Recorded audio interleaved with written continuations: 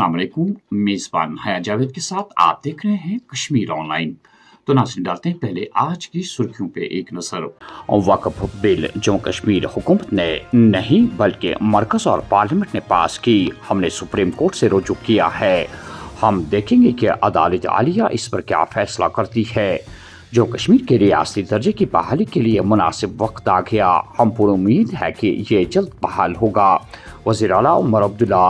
Speaker साहब ने आखिरी दिन पे सारी बात जो है वो क्लियर कर दी। गलती शायद उस वक्त मेंबरों के तरफ से ये रही कि उन्होंने एडजर्नमेंट मोशन लाया।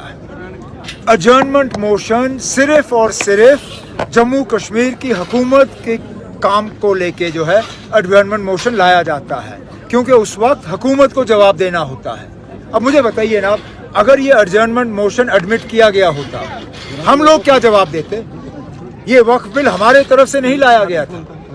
ये वक्फ बिल मरकज की हुकूमत और पार्लियामेंट से पास हुआ, तो जम्मू कश्मीर की हुकूमत इसमें क्या जवाब देती?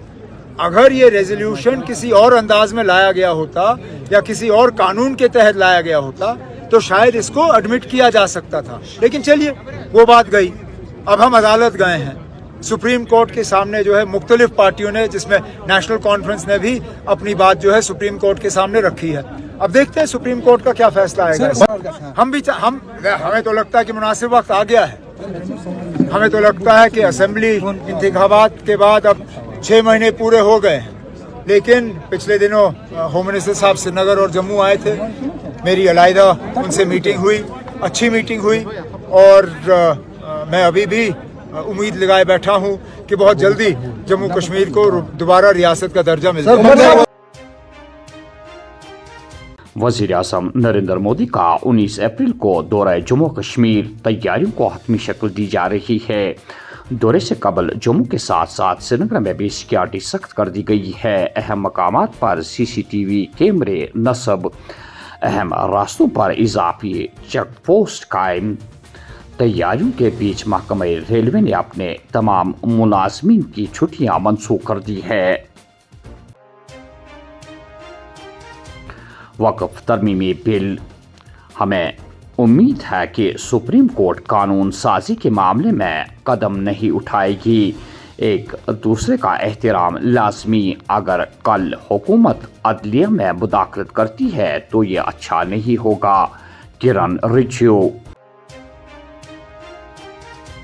हुकूमत हिंद मुल्क के मुसलमानों के लिए हज की सहूलियात फराहम करने को आला तरजीह देती है। मुसलसल कोशिशों के बाद साल 2025 में भारत का हज कोटा बढ़कर 1.75 लाख हो गया। भारत ने सऊदी अरब की हुकूमत के साथ गुजराती सतह पर रिहाइश को महफूज बनाने के लिए मसरूफ़ अमल। मरकज़। वक्फ तरमीमी एक्ट से हुकूमत मुसलमानों को अलग कर रही है।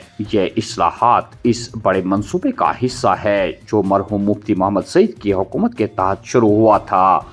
साल 2014 से अब तक जम्मू कश्मीर के बहरान के लिए BJP और PDP यकसा तौर पर जिम्मेदार। तनवीर सादिक। इंट्रोस्पेक्ट करने की जरूरत PDP को है।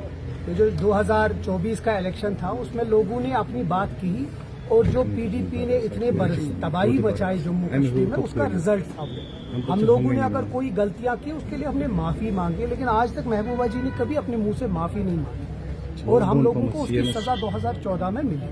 हमारा सिर्फ इतना गर्ज है, आज जो हो रहा है, चाहे वो 370 है, स्पेशल स्टेटस है, स्टेटहुड है, वक्फ बिल है, आज अगर वो बेताज बादशाह वक्फ इस पे बैठी है वो इसकी वजह से क्योंकि आपका स्टेटहुड हाथ से चला गया। अगर आपका 2014 में वो 2014 में BJP के साथ हाथ नहीं मिलाते तो शायद आज हम वो करने नहीं देते। और मैं आपको फिर से पीछे ले जाऊंगा।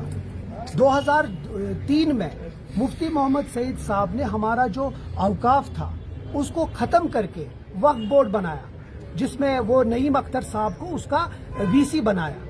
तब से ये स्टार्ट हुआ था, और मुझे लगता है ये बहुत पहले से प्लान था, जिसका हिस्सा मुझे लगता है मरहूम मुफ्ती मोहम्मद सईद साहब भी थे और PDP भी थी, कि किसी तरीके से मुसलमानों को मार्जिनलाइज करना। अब हमारी एक बात है, हम कहते हैं कि रिफॉर्म्स के नाम पे सिर्फ मुस्लिम्स को क्यों आप पीछे पड़े।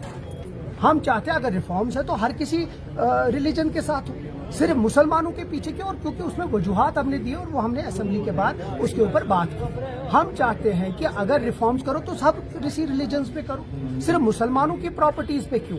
صرف وقف بائی یوزر اگر دیکھیں تو ہمارے جو آستان ہیں, ہمارے جو درسگاہ ہیں, کل جا کے کوئی بھی اس کو لے سکتا ہے. اور وہی چیز اگر فار ایگزامپل آپ کا ڈی سی آج فیصلہ کر سکتا ہے کہ یہ جو گریو یارڈ ہے, یہ جو مسجد ہے, یہ جو آستان ہے, یہ گورنمنٹ کی ہے کیونکہ ہمارے پاس پیپرز نہیں, تو یہ ڈائریکٹ انٹرفیئرنس ہے لوگوں کی اور جو لوگوں کا. اور وقف کا مطلب کیا ہے؟ وقف ہے میں دل سے کوئی پیسہ دیتا ہوں, وقف کرتا ہوں پیسہ تاکہ لوگوں کی بہبودی کے لیے. کسی گورنمنٹ کا کوئی یہ نہیں بنتا ہے کہ وہ اس چیز کو ہم سے ہڑپ لے یا چھین لے. مسلمان ہی اس کو ٹھیک کر سکتے ہیں. تو مجھے لگتا ہے اس کا فنڈامنٹلی یہ پہلے سے ہی رانگ تھا اور اسی لیے ہم سرنکوٹ پونچھ جنگلات میں مختصر گولیوں کے تبادلے میں فوجی اہلکار زخمی. علاقے میں وسیع پیمانے پر تلاشی آپریشن جاری. سونگھنے والے کتوں اور ہیلی کاپٹر خدمات بھی حاصل. جموں اور کشمیر میں گرمی کی لہر. سری نگر میں دن کا درجہ حرارت 30 ڈگری کو چھو گیا. ٹنل کے آر پار 18 سے 20 اپریل تک وسیع پیمانے پر بارشوں کا امکان. تیز ہواؤں کے ساتھ ساتھ کچھ مقامات پر ژالہ باری بھی ہو سکتی ہے. موسمی ایڈوائزری جاری.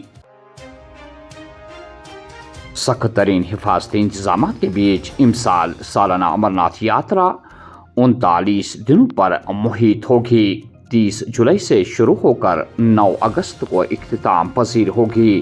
پیشگی رجسٹریشن کا عمل باضابطہ طور پر شروع. 13 سال سے کم یا 75 سال سے زیادہ عمر کے کسی بھی فرد اور 6 ہفتے سے زیادہ حاملہ خواتین کا رجسٹر نہیں ہوگا.